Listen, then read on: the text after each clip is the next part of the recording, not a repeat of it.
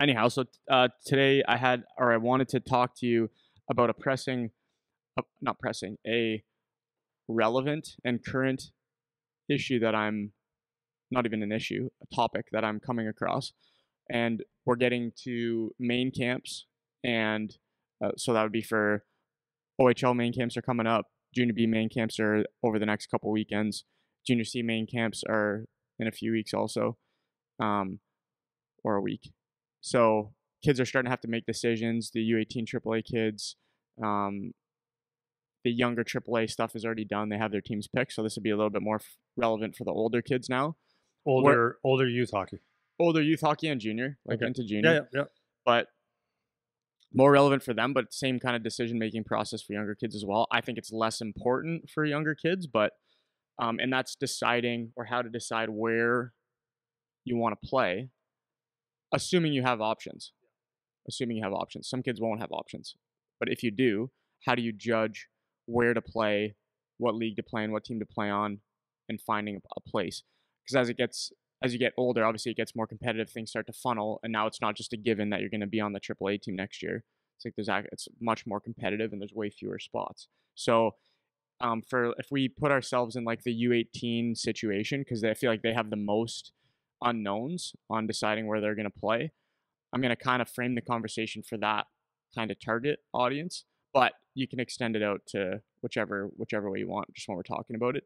So let's say, generally speaking, for you, what are like some of the main factors that would go into your decision? So if you got a kid that's U18 and they need to pick a place to play, we'll talk for our area. And then if we know enough about other areas, we can maybe mention that as well. But like, what are some of the factors that are going to lead you to make a choice whether to play U18, Junior C, Junior B, Junior A, OHL, whatever? What factors? And then I have a couple examples like specifically that we can talk about after that.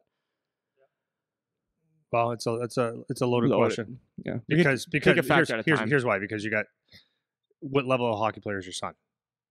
That's number one. Like, what level is he? Number two, what options are like I'm always a big believer that when if you're a good player, you will have an idea where you can go based on people reaching out to you.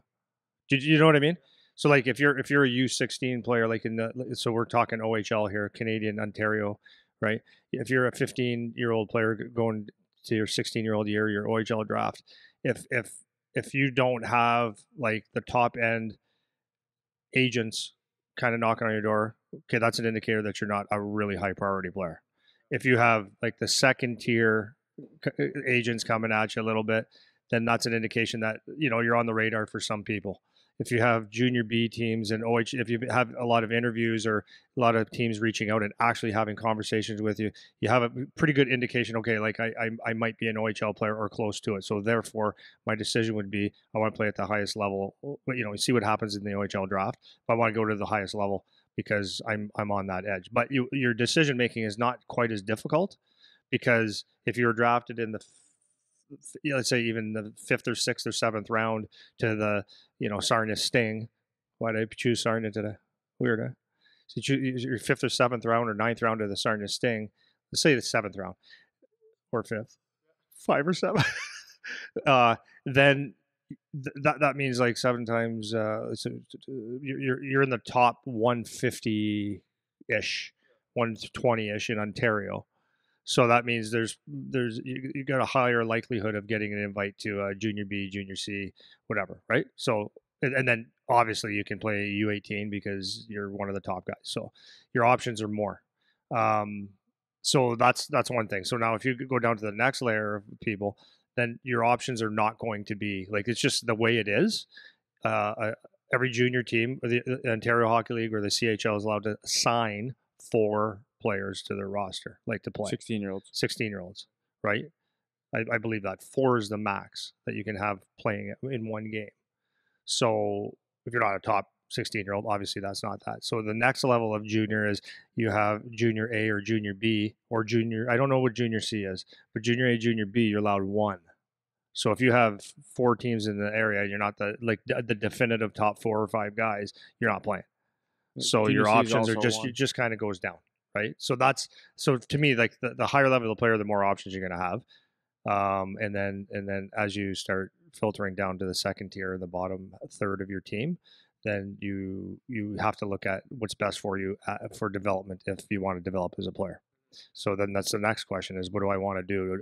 Do I want to be a hockey player? Do I want to try to pursue hockey, or do I just want to have fun? And that weighs in a lot of decisions as well, wouldn't it? Yeah, for sure. So do you think that when you're trying to gauge let's say the level that you're going to play at, assuming you have the choice, like how much do you factor in the realistic part?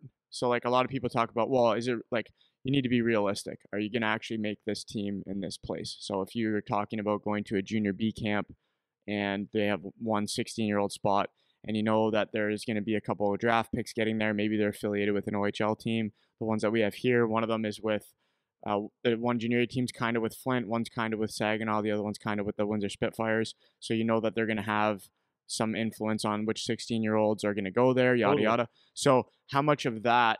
I'm gonna just to interrupt myself. Yeah. I'm gonna start higher level and then work our way down to like AAA and all that. So how much does the realistic question play into your decision making on how seriously you pursue a certain option? So if let's say I'm going to go to, I'll use a team from our area, the Chatham Maroons, for example. They're affiliated with Saginaw. So you know that Saginaw's likely going to tell a couple kids to go play there that they drafted in their rounds. Maybe they won't, but you know that that's a No, possibility. like 99%, because they want to make sure that their top prospects are in a good league. Right. For sure. So if I know that and I'm not one of those guys, but Chatham is inviting me to this and they say to keep coming to my skates and keep coming to our main camp and all this, how seriously do I take that as a player when I know from the realistic question that it's probably pretty unlikely that I'm going to make that team? So how do I approach that opportunity? I mean, you want to take every opportunity, obviously. And now this is a double-edged sword. So we're gonna get some people saying you're quitting on yourself, and if I go the opposite way, people Yeah, are saying you're being know. unrealistic. I know. And so, but we're talking the world of reality. The reality is I mean, I don't have a problem with someone going out to get the experience and working hard and saying like make it tough on them to say, well, I like this kid, right? But the reality is there are certain things that are out of your control, and if the Saginaw Spirits are and the Chatham Maroons have that relationship, like we will send you our top prospects to develop because we want to build that relationship, and that's the relationship, then you do not have a chance, basically.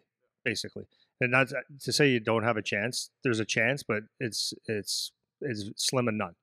So that's just reality. Now you can go out there and make it so difficult, and you can make it so difficult and be so good that maybe you can change that. But or get like a AP spot or secure spot for later or whatever. Yeah, but that's the reality. You're probably not going to play there. But I would go out there and do it for the experience and test yourself and all that kind of stuff. But yeah, I wouldn't have any high expectations. My expectations would be like there's no chance. It's like being like in the OHL, right? If you're drafted in the first round, you will play. If you get drafted in the second round, your odds go down quite a bit depending on the cycle of that team's building. Third rounders, like I mean, in London Knights and a few teams, if you're second round, you're probably not playing, or you're playing a little bit. If you're a third rounder, it goes down even a little bit more. So, anyways, that's just the reality. You're not getting the chance because you need to develop. So the next mind frame you should have is where if I want to be a hockey player and get to a certain goal in a year or two or three, then it's where am I going to develop the best? Period.